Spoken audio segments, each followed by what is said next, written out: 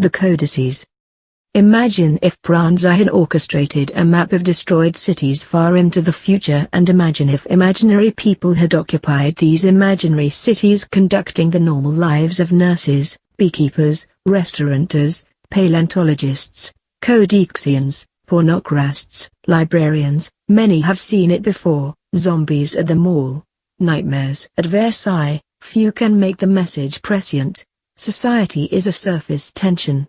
Our cities are populated by the dreamless, knowledgeless egos gasping for identification matrices. Codex numero uno. Blurry silhouettes might appear in the autumnal chiaroscuro of the dream city, but we know precisely who they are via a form of quantum intuition. They tried to close down quantum intuition thousands of years ago with the aid of fake information. After the information explosion, now it is re-emergent and will no longer be suppressed. Codex numero duo. Psychological intimidation. Individuals populating the dream city automatically become uncomfortable once they realize they are being continually psychoanalyzed by a shady department of behaviorists at the Jungian gateway from Europe. Codex number 3, and here a quote directly from a Google search. Time. When talking about time, though, in which the subject, spoken or unspoken, is la or, the hours, numbers are feminine plural, except mezzogiorno, masculine, and mezzanotte and luna, feminine singular. Arrivo al 13.00, Tredici. I am arriving at 1 p.m. Lamberto party al 20.00, Venti.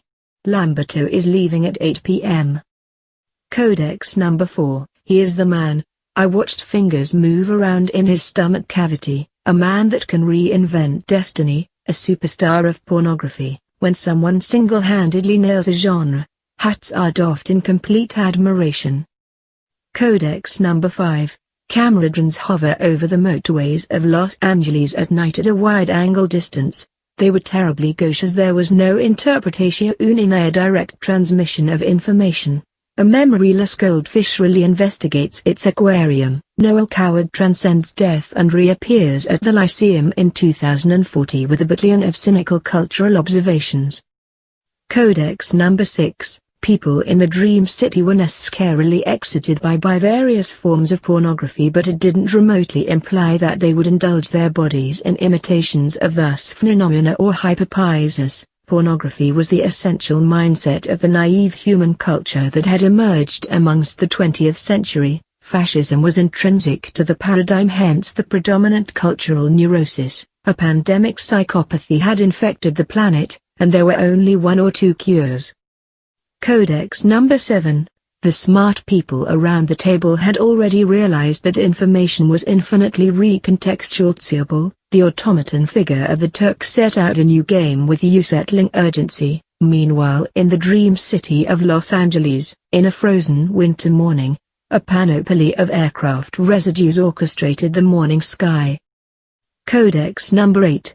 Light years ahead of Leonardo or Michelangelo, Piranesi made some engravings of dungeons and vaults. He had already defined the dream city, pedestrians to the left, a place of ghosts struggling to become real. Only the intelligentsia knew of a quantum space where happiness existed in a pure and unadulterated state. Codex number 9. The author C.S. Lewis cleverly inserted a few metaphors into the Western zeitgeist. The wardrobe, filled with fur coats.